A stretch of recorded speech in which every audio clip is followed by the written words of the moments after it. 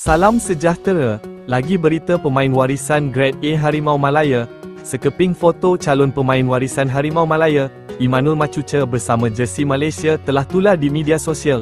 Nama Machuca menjadi sebutan hangat penyokong Harimau Malaya ketika ini setelah laporan RadioGol.com dari Argentina mengatakan bahawa Machuca bakal menjadi pemain warisan baharu Malaysia. Ini selepas pemain pertahanan Facundo Garces yang beraksi bersama Deportivo Alaves dalam saingan La Liga diumumkan selaku pemain baharu menyertai Harimau Malaya pada Isnin. Kedua-dua pemain, Facundo Garces serta Immanuel Machuca, kini dalam perjalanan ke Malaysia setelah dipanggil pasukan kebangsaan Harimau Malaya, lapor RadioGol.com.